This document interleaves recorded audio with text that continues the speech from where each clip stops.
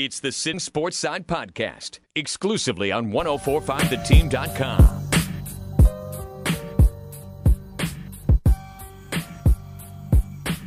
All right, welcome into a special edition of the Sittin Sportside podcast. Eric.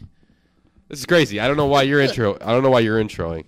Well, because it's my studio today. Oh, not now our normal studio. Now we're not even in the team studios, so I guess this is the Mike James show. Remember that spinoff of the Sittin Sportside podcast? That like small lasted 2 months. And I said the no. Mike James show. You were like, screw Eric. I'm gonna do my own show.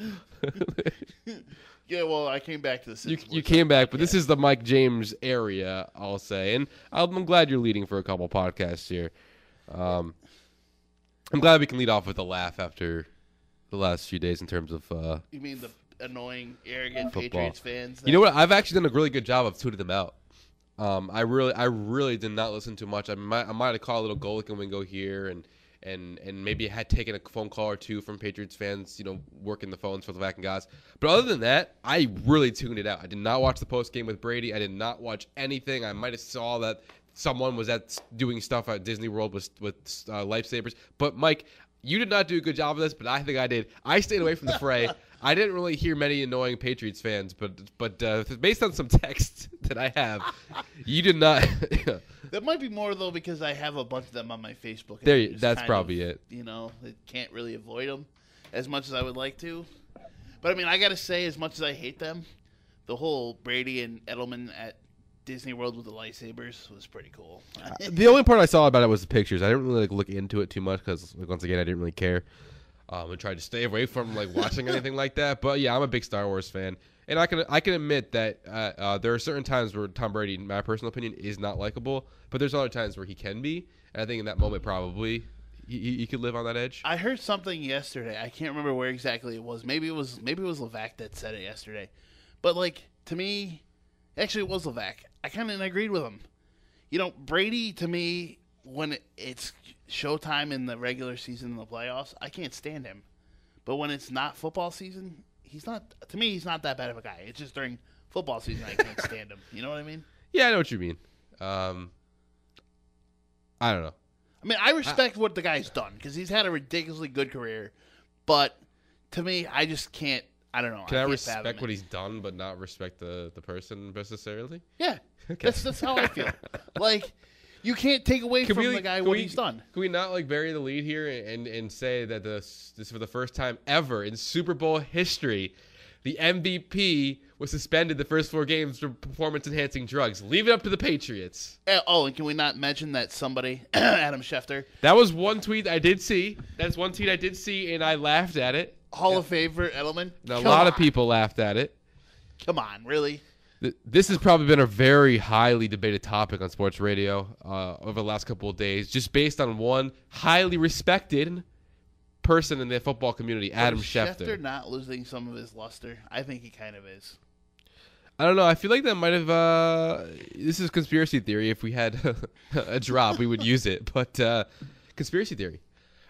This shows that there is a hierarchy of Patriots lovers in the NFL community. And Adam Schefter is a part of that, and he let the cat out of the bag by tweeting this. Okay. What's worse? Schefter's, I don't know if cryptic's the word. No, it's not really the word. It wasn't cryptic. He was pretty straightforward. Of Edelman, being a Hall of Famer because of his ridiculous postseason, which I will give him that. He's had a really good postseason. That argument is completely different of what the numbers are. If you look at someone who makes the Hall of Fame, it doesn't really have to do with Super Bowls and postseason prowess. Now, Jerry Rice did both. Yeah. Julian Edelman is right behind Rice postseason-wise, but regular season-wise, he's not even a drop in the bucket at this point. If we're going to put Julian Edelman in the Hall of Fame. Oh, my bad. All right, I got this. Sorry, this is in our studio. So, Jesus, Eric, we bring in here, you're breaking things already. There we go. If we're going to put Edelman in, why don't we put Dwayne Bowe in? We had this conversation. Well, a lot of people are having this conversation, Mike, because their numbers are similar. Dwayne Bowe retired with 125 games, and I think it's actually 115. I think the graphic I saw was wrong on the games played by Edelman, but the numbers are really similar, and Bowe has them in. And once again, I think really Edelman would pass him on receptions if you give him the next amount of games. But he had more receptions, yards, and touchdowns, and there's not even close. And if you want to ask who's better, Edelman or Welker, I don't know if you have to bring in the fact. Like, it's kind of surprising to say this, and it doesn't feel true. But Wes Welker does not have a Super Bowl. Which is crazy. That's part might make, I think Patriots fans would probably, because Patriots fans hate Wes Welker because of the drop against the Giants. Yeah. Patriots fans might say, oh, Edelman's been great in the playoffs and whatnot. But if you look at individual seasons that Wes Welker had, I think he had 500-catch seasons. Yardage-wise, he has done so much better regular season-wise. And mind you, we're talking regular season. We're not talking playoffs. And what Edelman has done in the playoffs, once again, has been remarkable. He just won the MVP of the Super Bowl because he was the only player who could get open for Tom Brady, with the exception of a couple passes to Gronk. That it makes sense why people would think Edelman is better. But it's not, if you look at the stats, Welker is, to me, is the better receiver by far in terms of regular season statistics. And that's what we're talking about here with Edelman in the Hall of Fame. He's not even close yet, and I don't think he'll get there. Only 30 touchdowns? I mean, I don't think that's going to get you a Hall of Fame. Shouldn't, by any means. But, I mean, to me, he only has one season of over 100 catches, one with 98. I'll give him an asterisk. So we'll say close to 2 100-catch seasons, and that is not even close to Wes Welker's 5. And I know he's got some time left, but I think Edelman has proven that he's a worthy receiver, and I think that the whole Brady doesn't have weapons thing is not necessarily true, because Edelman is definitely a weapon. But Hall of Fame should be what, top 5? A lot of people you hear them say top 5 of their generation or when they played. See, I think we can name 5 right now of when he's played. I think it's funny. AJ Green, Julio Jones, Antonio Brown, who's now in trouble with the law. Surprise. Okay. Future Jet Antonio right now. Hopefully. Well, I don't see that happening. It'd be nice. I think there's something came out that he didn't want to go there. Go to the Jets. Or we'll hear something happened of someone reported that the Jets might be interested in trading for him, and then all of a sudden there was a report out there that he wanted to stay in Pittsburgh or something. He apparently needed to be in Pittsburgh. See what I did there? Needed. But it's a callback to a podcast a lot of people who are listening to this haven't heard. I think I got one thing I can say about Edelman: the beard is impressive, absolutely impressive. I'm jealous. I can't grow a beard that looks like Julian Edelman. We're brought up Levac enough on this podcast, but he trashed the beard. He said that's a beard that doesn't take much. It doesn't take much effort to grow that. It's not groomed very well. It's still impressive if you can grow on that. Anyways. Well, right now you and I haven't shaved in forever, and I don't grow beard, and sorry, Mike, yours has a string in it right now, so it's not great. There literally is a white string hanging from it. I believe it. You don't. I'm just gonna leave it there. Okay. Gronk's? What about Gronk? You think he's done? I kind of hope so. I kind of don't. I fall in that category if it might be his last year. And I'll say this though about Gronk is he has won 3 Super Bowls? Yeah. He has nothing left to prove. He was going to retire last year, and he was on the table to be traded. I think the writing was on the wall going into the season of what happened last offseason. And a lot of people like going out with that Super Bowl on their resume to end their career. And I think that Gronk falls in the similar category. He plays a very physical position where he does actually get in, dirty on the line in the trenches. So I think if someone like him wants to, keep the mental health, which is a lot of people nowadays, I think he's done enough in his career to really prove it. It really depends on where his heart is at and how much he wants to try to break records and the tight end records, because he's probably close in a lot of situations. And it's going to take a lot more. I don't want to say a few, but it could be a lot, because Tony Gonzalez and all they have pretty good records. But I think that if he feels fulfilled, through 3 Super Bowls, I think he probably could feel like, you know what, I'm good. Is it fair for me to say this, that I hate Gronk because he's a Patriot, but I absolutely love Gronk because he's just so I don't care. Gronk is one of the more likable Patriots I think ever in this era for the last 17 years. I can't imagine anyone who doesn't want to hate Gronk so bad and then sees certain clips and you're just like, you can't hate the guy except for the fact he wears the Patriots uniform. You can't hate the guy. I mean, come on. Yeah. He was you're right. absolutely hammered at the parade yesterday, and he was just having a great time. How can you hate that? The silver lining is he's from Buffalo, so we're not we're 5 hours east of Buffalo, really, Depending right? on how fast you drive. Depending on how fast you drive, but so we're not necessarily same area per se, but that's upstate New York still.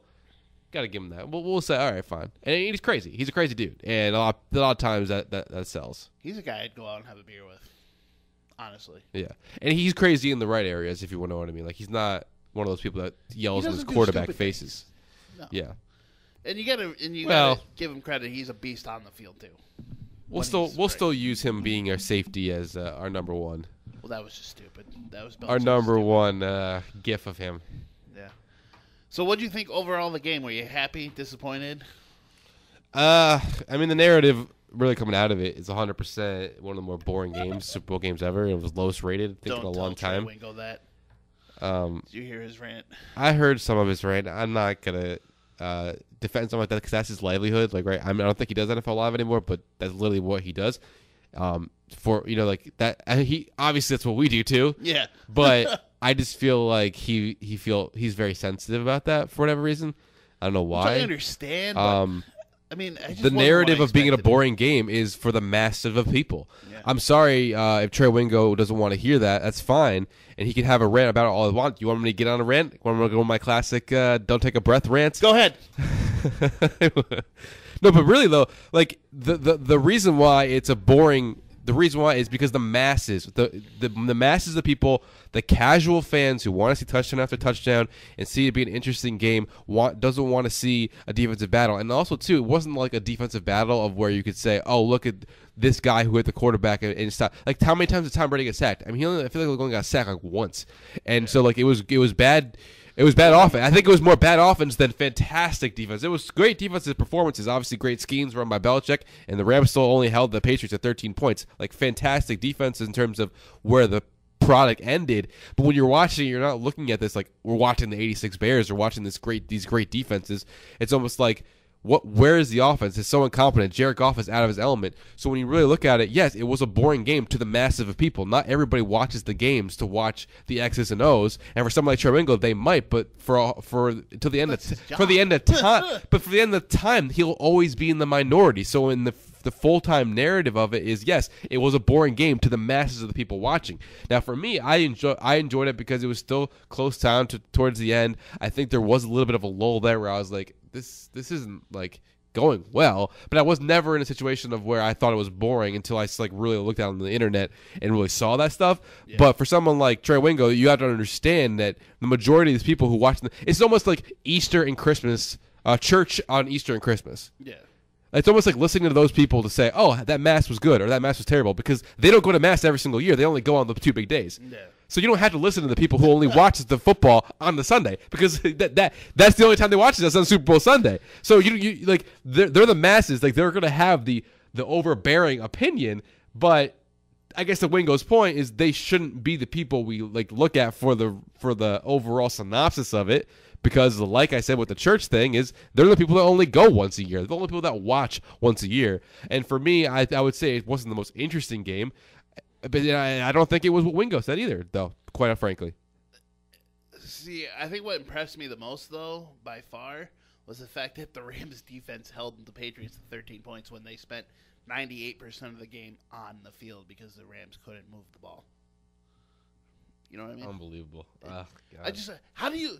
And here's my question. One of the best offenses in the league, so you got to give credit to Bill Belichick. And I'm not going to lie here, and this is actually something I saw Skip Bayless tweet about. Did not tune in, but he said they were going to discuss on whatever show he's on now.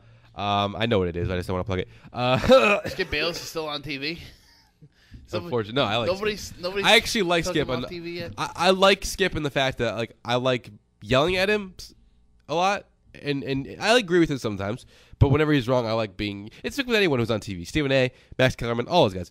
But my point is, like, he was tweeting, like, does this game hurt Tom Brady's legacy? And I think it's an interesting question because this feeds in to the narrative that I will always be a part of. I'm sorry, Patriots fans, or anyone else who thinks I'm wrong. This will add to the fire of Sis Tom Brady. Bill Belichick's defense won that Super Bowl. Tom Brady didn't, and that's why he didn't win the MVP. I don't know why people thought he should have won the MVP, even though a defensive player didn't win it. You know, that's Tom Brady did not win that Super Bowl. And like a lot of other playoff games, Tom Brady did not win those games. He has 6 Super Bowls, 100%. He has 4 Super Bowl MVPs. No, you can't take them away from him. But at the end of the day, I will always be in the camp of sis Tom Brady, and he will never be the greatest quarterback I've ever seen. He might be the greatest quarterback of all time because of the Super Bowls, but he'll never be the greatest quarterback I personally have ever watched play. And that is something that I will never admit to. And people want to get mad at me, fine. But that's my opinion, and I'm entitled to it, just like you are entitled to calling me an idiot for not calling him the greatest quarterback I've ever seen. Maybe he's the GOAT. I won't call you an idiot. Right, you won't. I know. I'm in a safe space here as the unicorn or whatever the. I put him top 5. Snowflakes I don't think he's number 1. He's top 5, personally. I mean, yeah, top 5. I'm not going to say he's not a top 5 quarterback. He might be top 3-ish. Look, but I don't even like Aaron Rodgers as a person. He's done things that I look at and I say, "Oh my God, really? That's incredible." I can't imagine. I've never seen Tom Brady make a play, and maybe I'm have a selective thought process here. I've never had a play where I thought, "Wow, Tom Brady just made an amazing play." What is amazing about Tom Brady is, wow, Tom Brady was so solid on that drive. Yeah, he was solid throughout that game and throughout that drive. That is but you never really look at what you saw with Mahomes this year, throwing across his body. You haven't seen that from Tom Brady. I don't think it much in his career. Brady. And you never seen the Hail Marys that Rodgers have thrown of some of the best throws you've ever seen. I think the craziest thing about Brady though is you look back at the teams he's won Super Bowls with. His best Super Bowl team didn't even win the Super Bowl. His best team never even won the Super Bowl. That's true. I think that's what's more impressive is if you actually look at the receivers he's won with, Branch, Edelman, etc. No, David Gibbons. None of them were Gibbons. None of them were high caliber. I mean, the 07 team was Randy Moss. I mean, it was the end of Randy Moss' career, but still, it was still Randy Moss. And they were 18-0. They were 18-0. I mean, and that team was ridiculous. And they 18-1. 18-1. Giant loss. But to me, that's what makes Brady amazing to me is the fact that he's won with what he won with. You know what I mean? But you're not listening to what I've said. Sis Tom Brady. Oh, I think once Brady's gone, what he won with was really good Belichick defenses and defensive schemes and even offensive schemes that you can give some credit. All the credit to McDaniels, but also some credit deserves to Belichick. He's probably one of the most well-rounded coaches. He is the most well-rounded coach of all time. Mastermind. Best coach, probably coach of all time. As much as I don't want to admit it. And there's a lot of cheating scandals in there. I mean, there's the Tuck rule. That's not a cheating scandal, but that's something they got away with. Spygate. There's Spygate, Deflategate. I don't care what I don't care what Portnoy says. I don't care what anyone says. If you're destroying your phone like Hillary Clinton, you did something wrong, and you didn't want people to see something that was on your phone. So Tom Brady destroying his phone, to me, it actually goes to show he was guilty of something. Okay, he was guilty of something. Guilty. All right, so that's something there, and then even the forgotten about ones, right? Wasn't there the one where they had Shane Vereen not eligible, so someone else was eligible against the Ravens the year they won the Super Bowl against, I believe, the Seahawks? That rule ended up getting changed because they used a loophole in the system to have someone not eligible, and the Ravens didn't hear about it, so that was a big play in the game. So there's there's so much that goes to show how mastermind and genius Bill Belichick is. He used the loophole in the system to win the game. That's cool, but at some point there's some integrity that's involved, right? And so add the fact that I think a lot of quarterbacks would be doing this with a Bill Belichick team. That is where I think Tom Brady. That's all speculation. It's all hearsay. I get that. If we're in a court of law, it doesn't hold up. But give me another quarterback name. That's elite, obviously. Dan Marino in his prime. Never won a Super Bowl. I know what I'm saying, but you put one of those people in the position that Tom Brady was in for his illustrious career that's still going here. A lot of these quarterbacks, I'm not sure they go as long. Maybe that's why Brady wants to go longer, is because this narrative will always be around, and then the narrative will turn into, well, look what he did. He played till he was 45 years old, so you have to give him credit for that. But a lot of these players, they would do the same thing. Peyton Manning with Bill Belichick, come on. I think they win more Super Bowls. Oh, yeah. Frankly. All right, so let's way too early Super Bowl 54 prediction here, Eric. Way too early. It's a year-to-year league. You and I were so close. I had half the Super Bowl. I had half Super Bowl too. At least my second pick. You were closer than I was. I had the Chargers. You had the Jaguars. But we both had the Rams winning the Super Bowl, which was cool. We almost got it preseason wise. This isn't our preseason pick by any means. Early rankings. I mean, early rankings always has to do with the previous season, right? So there's going to be a few teams that come out of nowhere. There's going to be a lot of money spent in this offseason I think that an AFC team that I'm looking at right now, besides the obvious Chiefs, and this isn't any less obvious because it's the team the Chiefs beat, though, I think the Colts are in a very good position to make a lot of moves this offseason to become another really good team in the AFC. So I'll say the team to watch would be the Colts in the AFC. And in the NFC, I really don't know where to go with this, but I'll say the Saints are definitely going to be a team that's going to be back with Breeze towards the end of his career here. I'm going to say Chiefs, Rams next year, Super Bowl.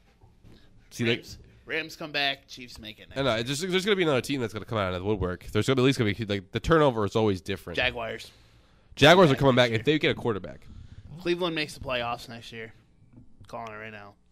They'll make a run in the playoffs. They'll win their division. All right, we'll see. Freddie Kitchens. Jets, if they make the right moves. Jets are making. Watch out, Brady. I don't know. So we're deep in this podcast. So thank God this won't be heard by many. But in my bold predictions, I said that the Patriots would not win the division this year. Ooh. So I'm going to stick to that. I do think that there's three. There's a lot of positivity. I think the Bills will get better. Yep. Really like what Josh Allen did. The Jets. I like Darnold. I like the hire of Gase to develop Darnold. I don't know why some people are sour on Gase and Darnold. I think that's the ultimate reason you bring him in. I think it's the taco. The eyes fall on the taco. Yeah, probably. Wait, that didn't really happen. That was photoshopped. But Mike, they bring him in to develop the quarterback, and if you bring in the right pieces, if you're Mike McCagnon, your defense can get a lot better with Greg Williams. You just said the Browns are going to be a playoff team. The Browns were as good as they were down the stretch because of their defensive prowess by Greg Williams. So you bring him to make the defense. Didn't hire him as the head coach. Yeah. Oh, the Browns. Yeah. Yeah, I know. They went with Kitchens. They went with the offensive guy instead. I understand it, but really? The guy won 6 games. 6 games. You guys haven't won a game in 7 years. I'm so bullish on this defense because they're going to draft Josh Allen, God willing, the linebacker out of Kentucky. They're going to get, I think that they're going to sign either DeMarcus Lawrence, Jadeveon Clowney. I think there's another name that you liked. They're going to get another pass rusher. They might have to bring another place in the piece for the secondary. I do believe that. I'm not sure where that's going to go. They need a corner. I mean, Bo Claiborne could come back, but there's going to be one other signing. How about I think that it improves the defense of Tremaine Johnson. Jamal Adams, is we all know, is a Pro Bowler. And offensively, sure, they need another wide receiver, but if they bring in Le'Veon Bell or Kareem Hunt, that offense is going to really come together because I think the offensive weapons are there enough for Sam Darnold. Jets are going to be really good. And then, before I let you weigh in on that, the third team, Brian Flores knows the Patriots. Yeah. So him being the head coach of the Dolphins on a team that really has talent year in and year out to be close to a playoff team, I really think this is the year the Patriots don't win the AFC East. I'm not saying they're not going to make the playoffs, but I think there's a really good chance that the Patriots do not win the division this season. And I know it's crazy after they won their 6th Super Bowl and made it their third straight Super Bowl. But this is, I really, really feel, truly, this is the year the AFC East gets a lot better, even though the power rankings early by idiots on the ESPN say that's not true. I think the Jets definitely need to get a running back. They need to get a pass rush. I wouldn't mind them signing Robert Alford. They just got released by the Falcons. That wouldn't be bad. Is that the notification that you just got on your phone? No, that was from Gaz. Oh, okay. From Gazi Bear about the schedule. No, you. But they need a receiver. Not dire need of a receiver, but wouldn't hurt to grab another one, even if they draft one. I've said this on an earlier podcast, and so like with risk of repeating myself here, there's thought that they have to go out and try to trade for Antonio Brown or AJ Green or Mike Evans. To me, they need another receiver, and I know the market out there isn't great for a guy like Golden Tate because he probably is the number one guy in the market, so he will demand probably a higher price. But if they get a fair market for Golden Tate, that's the level of receiver they need. But if they don't need to go out and get the elite guy. If they did, it'd be great. Don't get me wrong. Price has to be right, though, right? They don't need. Yeah, price has to be right in all circumstances. Even with Golden Tate, that's the type of level quarter. What I'm saying. So they need to step down from the A game. They need a B type wide receiver to go with a really good safety blanket in Quincy Enunwa, a Chris Herndon tight end that Darnold loves, and the deep threat that is Robbie Anderson. There is a good wide receiver core on this team that people miss, and I guess rightfully so because when you don't have the statistics to back it up until the end of the season, like Robbie Anderson and Enunwa, because he was out a lot of the year, then you don't really get the recognition that you deserve. I do agree, one more receiver, but it's not as dire as a lot of people think, in my opinion. Like I said, I think they need one. Once you get Le'Veon Bell, that's a pass catcher. Yeah.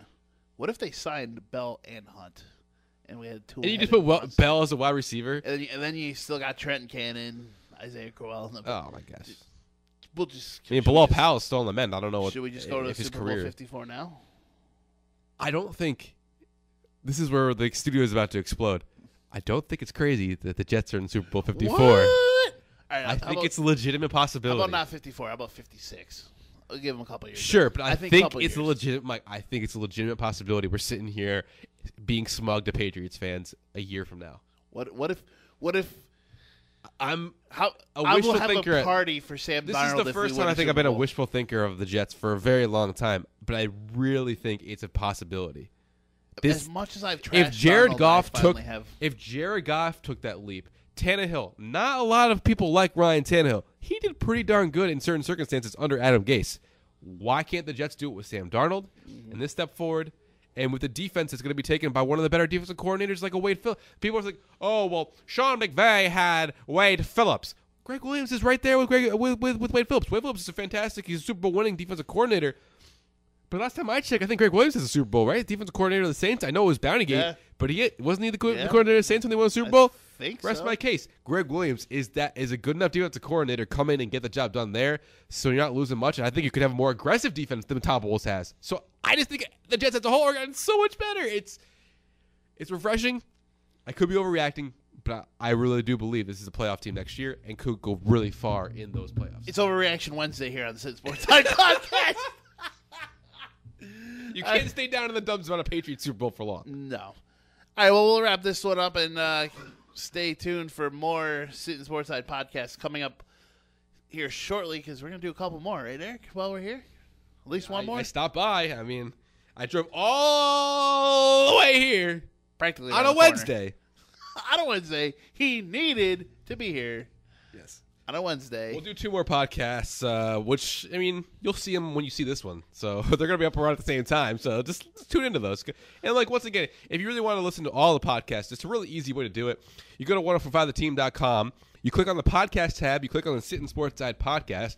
And then there's this video. And if you hit play, there's a bar on the left side that takes you to the whole playlist of our playlist. If you take it to youtube.com, it will take you to that playlist, which is youtube.com/team1045. Sittin Sportside podcast playlist, where all of our interviews are on there from the Hall of Fame Classic, as well as other podcasts that we've did, including a very popular fantasy baseball one that I did about the 6 players that really impressed me down the stretch last season. And Mike, I'm happy to announce once again on a podcast that I'm going to be doing a lot of fantasy baseball podcasts this season that you might join me on, but I'm really happy about it. I'm not the fantasy guru that Eric is, but I do love my baseball. And you're going to be talking. Let's tease the one podcast that we know is definitely happening. MLB wants a lot of changes, so look at that one. We're going to talk about all the changes that have been proposed in this MLB union thing that could possibly happen. We'll see if they happen. We're going to react to those, and it's going to be just as much of overreaction, I think, than some of the stuff I just said on this podcast, which is saying something. So tune into that podcast. Follow us on Facebook at Sittin Sportside Podcast, on Twitter at Sportside Tweets. Eric is at Eric H1045. I should know this by now. And I'm at Mike James 1045 on Twitter. Follow us, Eric. Anything else? I would say if you follow us on Twitter, if you end up going to press the follow button, ask us a question. We love our segment called I Got a Question, where we ask each other questions. But if you have one, we're happy to answer your questions as well. And any fantasy questions, like I said, I've been doing a fantasy baseball podcast. If you have any fantasy baseball questions at Eric H1045, I would love to answer those. And of course, as I always say, stay classy. Okay, Ron Burgundy. You hear Ron Burgundy has a podcast? Does he? At risk of promoting the iHeartRadio streaming service wherever they have, because I think you have to pay for it. Ron Burgundy has a podcast. Can we get Ron Burgundy on the Sittin Sportside podcast? So you might be. Wait a second here. That'd be awesome. But we should try that. We should really try that. But who's stealing it now? You stole it from a movie, but we've had the podcast before, and we've been saying that longer. If he ends his podcast with Stay Classy, because you know he's going to, who's stealing it from who now? Oh, touche. Boy, that escalated quickly. I mean, that really got out of hand fast.